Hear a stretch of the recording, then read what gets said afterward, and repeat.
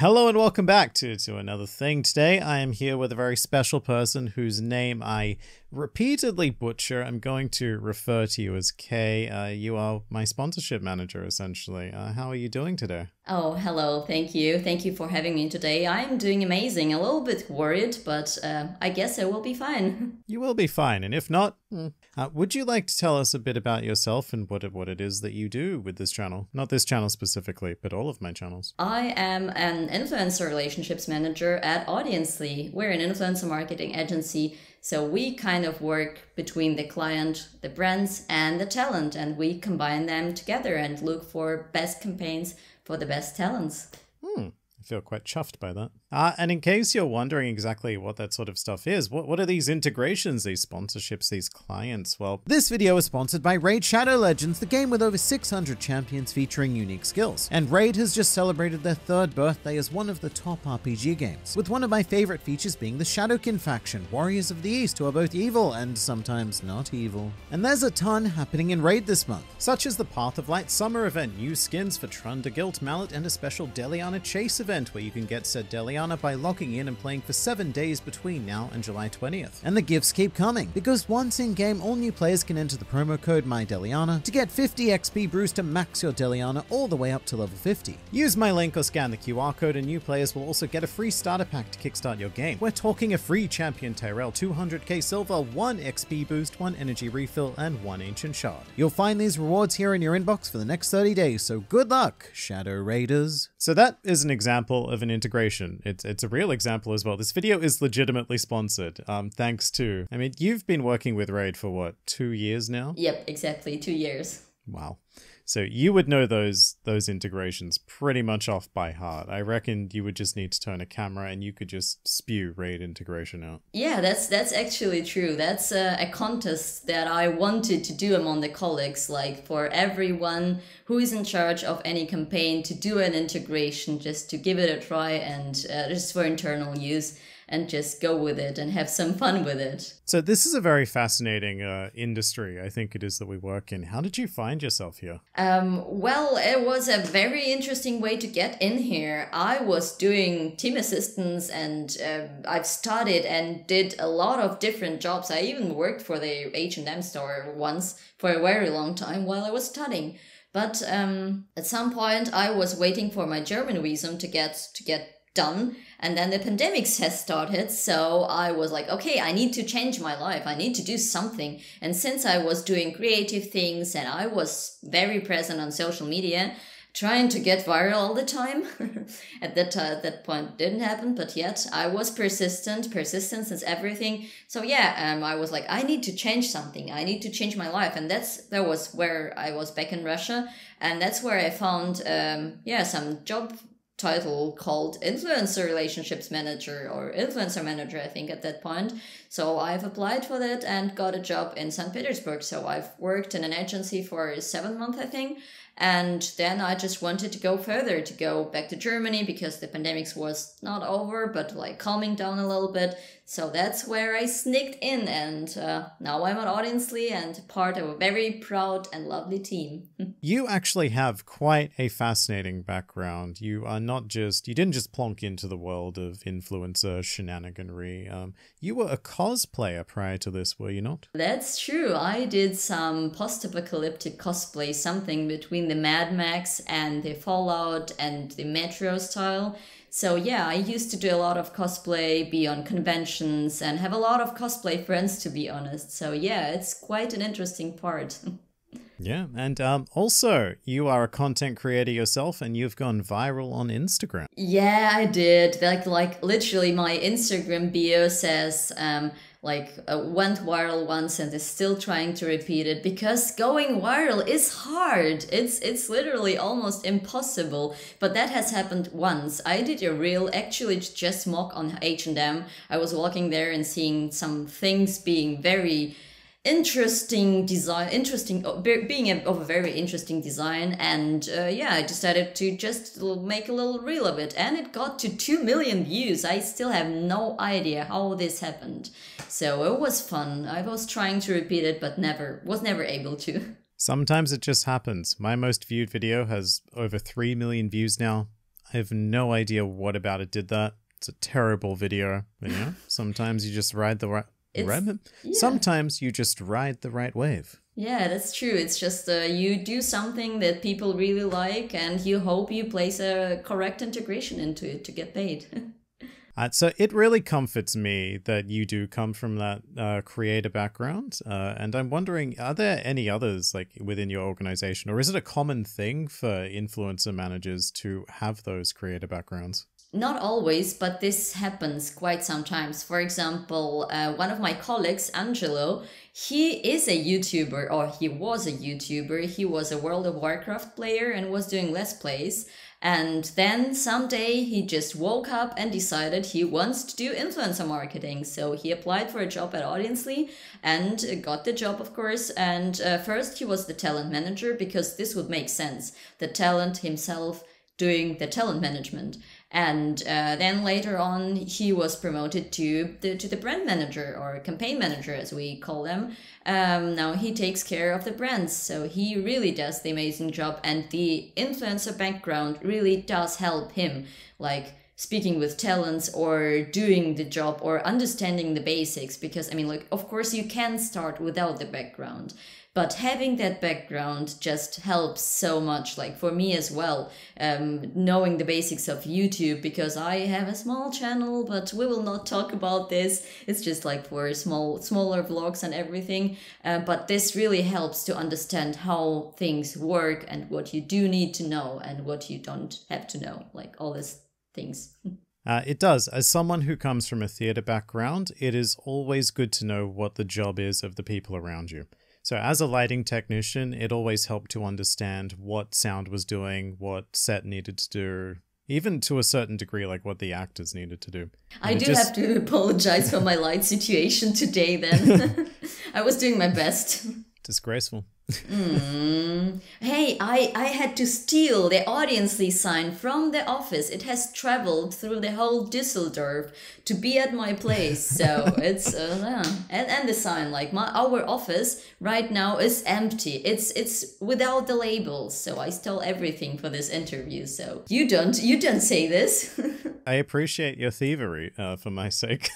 You mentioned a lot of words in your response there, like influencer, brand, management. Would you like to break down like exactly what it is Audiensely does? It's a very big and complicated structure, to be honest. Like we take care of almost all of the parts of the sales managers, they are looking for the new clients. The brand managers, they are taking care of the brands and just making sure everything runs smooth. The influencer managers, they take care of influencers, like what I do with you and other influencers, is make sure the payment is in time there, make sure people have sponsorships, make sure we get new exclusive talents and all that.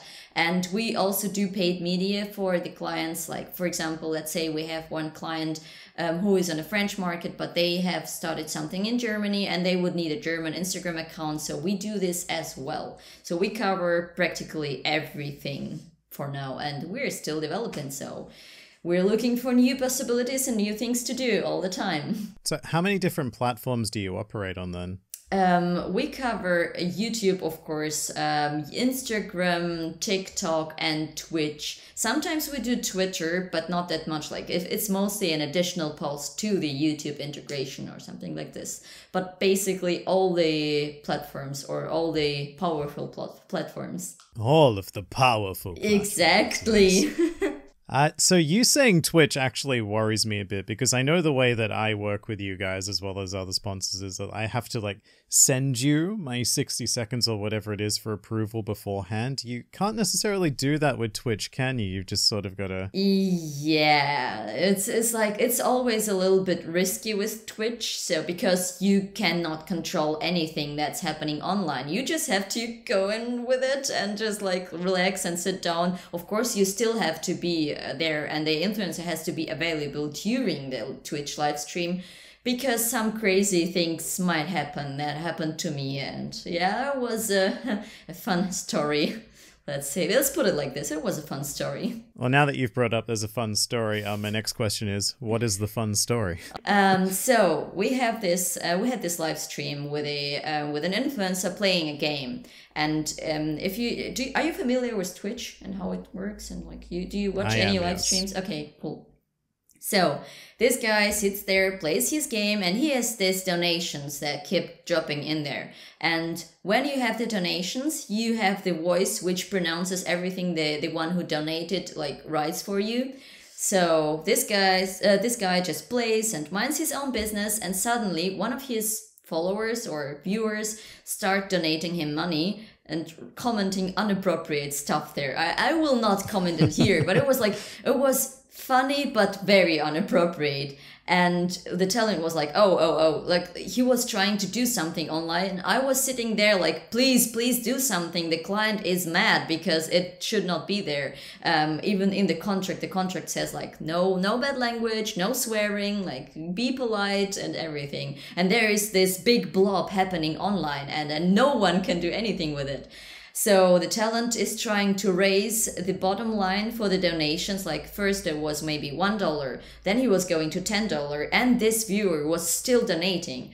I think he went up to 1,000, 1K, and the guy was still donating, and he was still like this automated like robotic voice was still pronouncing all these written things. So I think you can imagine how it was, how fun it was sitting there and not being able to do anything. But at some point it stopped, and we were even able to behold this integration or this live stream. So everything was fine. The client was okay. But things can happen. Yeah. Wow. Twitch is an interesting platform. I mean, like, what was good? There were a lot of viewers. Like people kept joining, maybe because someone was spreading the link or something. So it got very viral. So this is good. So I have to ask, I am very insulated to YouTube. I don't actually know a lot about the other platforms and how a lot of their sponsorships work. Where do the large majority of your integrations go to? What platform? I think YouTube. Like for me personally, it would be YouTube. We have some managers who like have more TikTok integrations or more Instagram integrations, but for the majority, I would say it would be YouTube. But we're still working towards doing more Instagram stuff, as we are still working on our lifestyle department. So it will take a little bit of time, and we will take over Instagram as well completely. My favorite department is the department as well. Lifestyle department. Hey, I'm sorry, I will be rambling. You are the one who is used to talk on camera. I actually have a question for you as well. So that's not how this is meant to work. Proceed. So the question is, there is only one, so you can relax. I want to know, and you have to think and be creative about this, how many times in your entire YouTube career you have pronounced "Hello and welcome to Grand Line Review, your source for everything One Piece"? Oh my god. I have been dying to ask this question. Currently, I have almost 1,000 videos up on Grand Line Review, so almost 1,000 times at least. That's not including the times I've had to redo the opening. Yeah, that you have to include. It's also not counting the lost videos. I deleted about 100 videos off my channel from the early days, which had the same opening. Like, I've been doing that for a very long time. So I would say, conservatively, I've probably said that exact phrase 2,000 times. 2,000 times plus. Whoa, that's a number. Hello and welcome to the Grand Line Review, your source for everything One Piece. 2001. I mean, I can also count how much I've heard this already, because every time your integration goes live, I have to like check on it, check on the links, check on everything. So yeah, I can count as well. We should say that I guess I appreciate that. It's probably torturous for you because you are not only not a One Piece fan, you're not an anime fan in general. So when I send you that link, you are forced to sit through me rambling about fictional pirates. And I can skip to the integration part, so it's but totally you wouldn't fine. Do that, right? No, never. But yeah, I got quite familiar with the One Piece characters to the point that I recognized them. to the point that my YouTube thinks that I'm a fan of One Piece and starts recommending me One Piece things just because I check on your integrations from my private account. It just keeps switching off and on. So yeah, it's interesting. I know the main cast already. Oh, please name them. Okay, I know the Zoro, I know the Nami, I know the Sanji, I know the Big Mama for some reason. We are not going to talk about this. I know the Blackbird, I know Luffy, of course, I know, wait a second, someone is missing, Robin, I think that's it, right? That's, oh, no, the reindeer plush thingy, how is it called? What's his name? Chopper. Chopper. Yeah, right. How many different niches do you cover? Do you like target certain niches? Well, we are mostly in the gaming niche, so also gaming and entertainment, like a good mixture of them both, and we are headed towards the lifestyle niche, so we are working our way in through there. What is the lifestyle niche? I imagine that's quite large. Would that be like fitness or? Oh, it covers a lot of things. It would be vlogs, it would be beauty, it would be like family vlogs, it would be fashion, sport, fitness. So it's a giant blob and mostly present on the Instagram. YouTube, yes, as well, but mostly Instagram. So yeah, good times ahead of us. Now, where do fictional pirates fall into that? I think it would be the entertainment part, or also anime has its own niche. So anime is just anime and stays like in between of those. It would be closer to the entertainment. I think something in between of entertainment and the movie reviews. So especially yours, because you are kind of reviewing the new chapters and everything, but you are still entertaining people and like going with your witty jokes and everything. So. Oh, that's very complimentary. Yeah, like one could watch your videos without even understanding what they are about. Oh, who could this be? Who would do that? Yeah. No idea. I am obviously really excited about One Piece. What I'm more excited about in the context of this discussion is that I believe you actually specifically targeted One Piece influencers at one point. Is that correct? Yeah, that's true. So while I'm doing my raid research, I always make a list of keywords that might be appropriate for the search, like swords or armor or cosplay or comics, Mario or I don't know, Sonic. And one of them is, or two of them is anime and One Piece. I also think I have Dragon Ball or something like this, but One Piece was exactly the word on my list. So, and I've sent you the list, so you can show it if you want. I can show it, yes. People will know that it's true. So yes, we definitely look for One Piece characters because anime is quite a thing for many clients, I need to mention. As a One Piece exclusive channel, I'm very proud that you don't just look for anime, you look for One Piece on like an equal footing of anime. Like to me, that just says that it's a complete phenomenon of its own. If someone like you guys who obviously have no connection to the series recognize it, you see that niche and go, "Ooh, that's pretty big." Yep, that's true. We try to work with most of the One Piece talents. Just on that, have you worked with any other One Piece talents? Yeah. Actually, one of our exclusives is a One Piece talent. Yeah, One Piece influencer is One Piece Theoretiker. He is a German one, and yeah, he is among our exclusives. We have also worked with Ohara. Mr. Ohara, hopefully were you watching this video? He might. Yeah, he might. Who knows? Who knows how many people will want to know about influencer marketing and sponsorships? Manu is probably one of the 10 people who would want to know about that. So yeah, well, we found our target audience here. And we have also worked with Anime Balls Deep. And I think there are also some smaller creators, but that will be some massive, like the Four Knights of the Apocalypse, the Grand Line Review, Ohara, Anime Balls Deep, and One Piece Theoretiker. Very good. How do you find these creators? Like, I know you've got your list of keywords, but how do you actually How did you track me down? We have our tools for tracking people down. So I will not call any names here, but yeah, there are some programs that just help us to look for the perfect talents. Like we can filter for the keywords, for their audience, for the target audience, the country, the language. So that really helps to narrow down this search, because research is a big part of what we do, because we're not only doing fancy integrations first, you have to find those people who are a great fit for a product. So that's what we do first. I do this very monotonous and interesting research.